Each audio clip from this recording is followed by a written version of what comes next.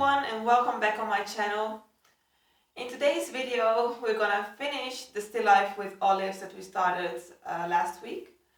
And looking at my to-do list past Wednesday, I thought, why must I always paint things that are to be exhibited, that are finished works and preferably also sellable works?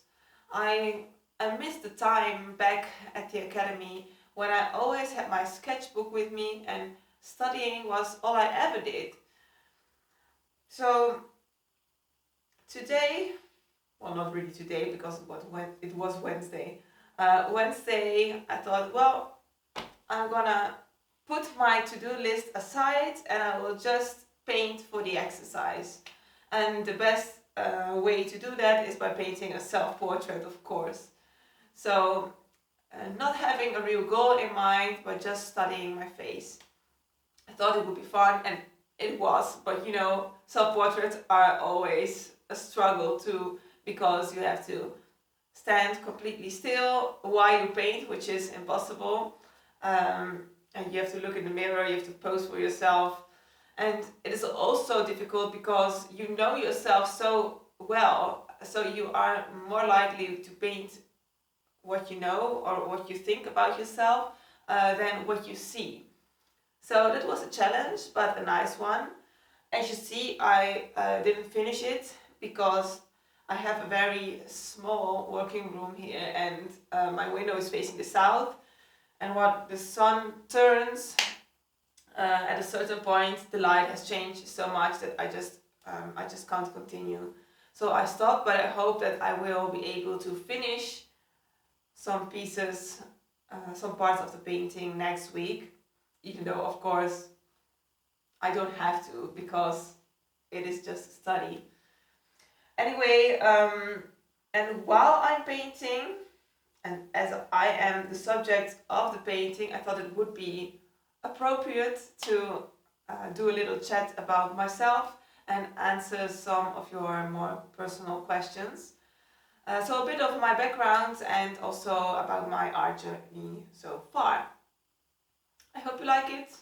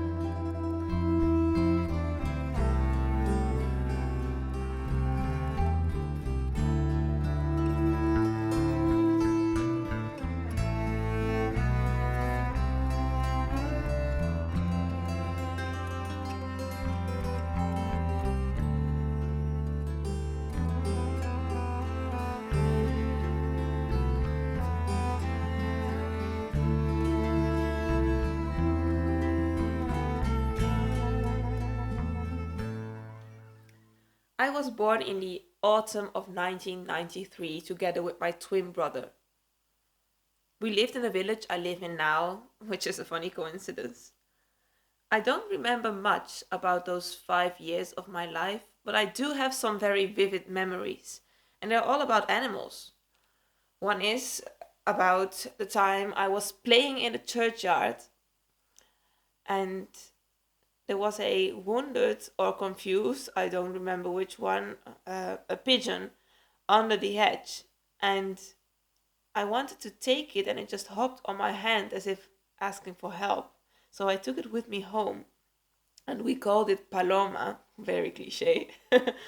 um, I was so sorry to see it go once it was ready to fly off again. The other memory is also about a bird, a little moorhen, I think. My brother, mother, and I found it during one of our walks around the village, and it was weakened, so we took it with us, and it, I had it in my hands. It was so soft and fragile and warm, but it turned out there was really nothing to be done about it. So when it died, I cried and I cried and I cried. Quite a contrast is my third memory. um, I was happily walking towards home, clutching the soft ears of a dead rabbit in my hands. I was swinging it a bit back and forth as I was walking. And later, my father would open the slaughtered animal and I would sit next to him in the kitchen as he told me all about the intestines and the organs, and especially about the liver, which he would use to make a delicious sauce for the rabbit.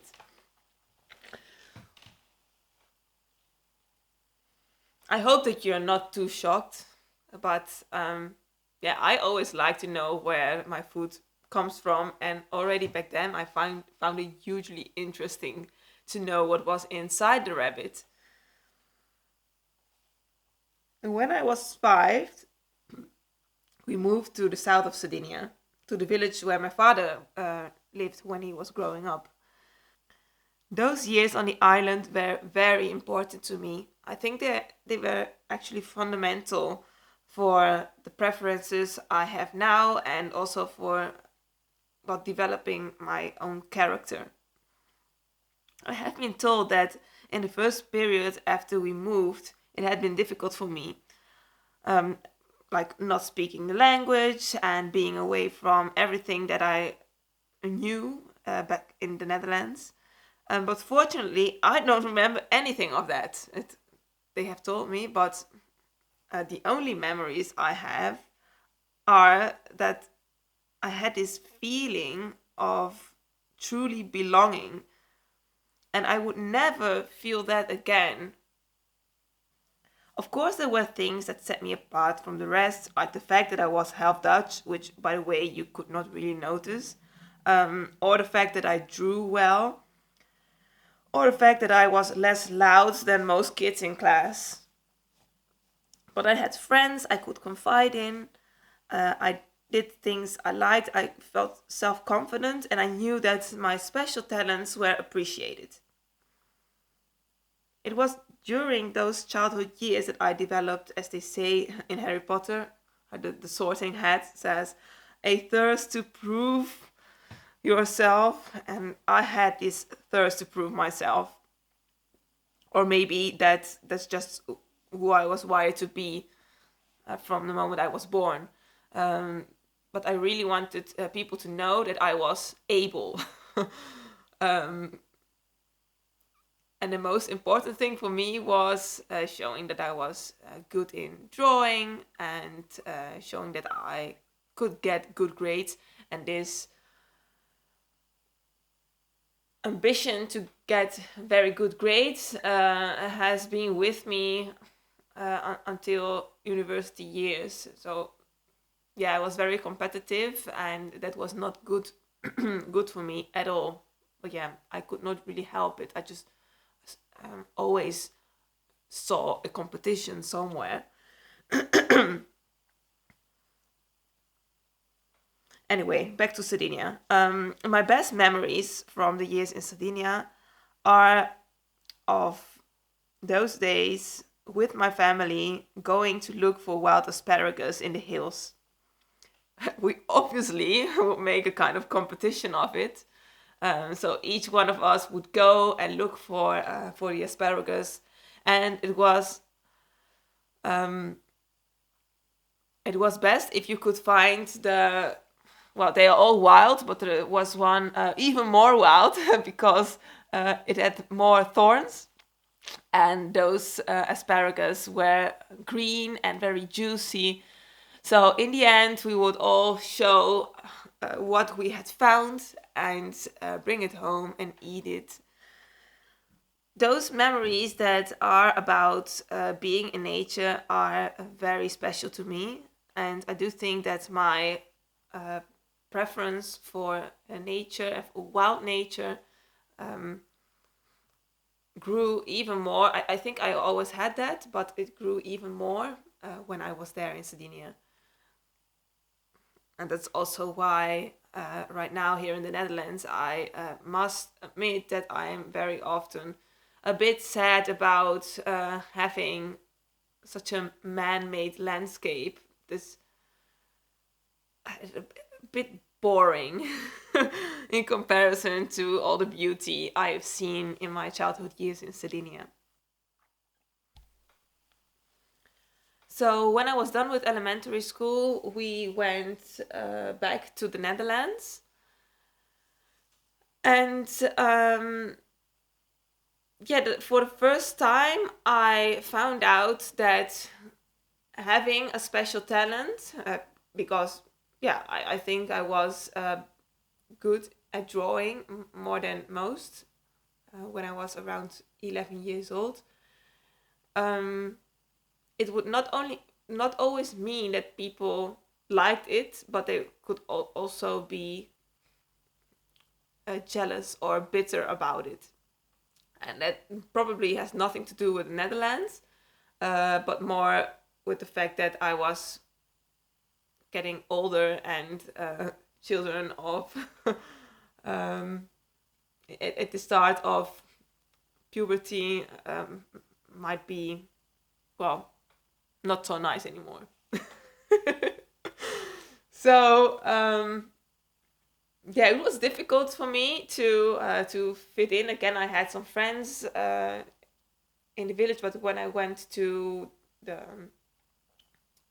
to high school, I missed the feeling of belonging that I had in Sardinia a lot. And I thought all my problems would be solved if I would go back to Sardinia, which is probably not the case, but I felt a bit different than others. I wanted to have more deep conversations. I had other interests almost all those years in high school. I could get on well with others, but I always felt that there was someone or something more for me where I would just feel understood.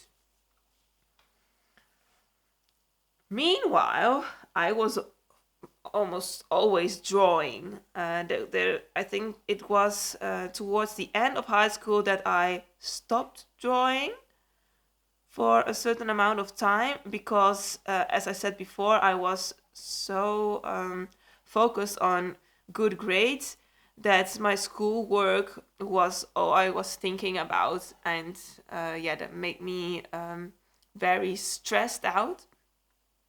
Until my mother said one day, Anna Maria, what's wrong with you? Why are you not drawing anymore? And then I started to cry because obviously my mother knew me very well. And when your child is not doing what she likes the most, then there is something going on. After high school, I couldn't choose whether going to the university to study languages or to go to art school. And here in Groningen we have a classical art academy,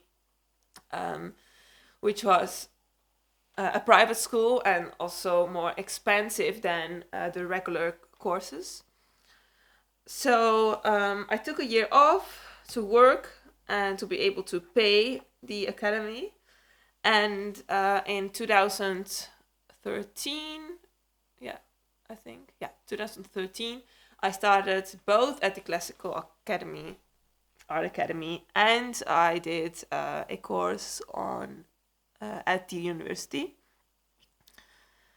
And the first year of the academy was great. I finally found some soulmates, and one of those soulmates turned out to be my husband. In the end, we married some years ago. So I finally found that person that I was hoping to find all the time when I was a teenager, someone to talk with about anything, someone who would always understand me, or at least almost always. In the first year of the art academy, we were always drawing. I think it was towards the end of the year that we started painting a bit in black and white.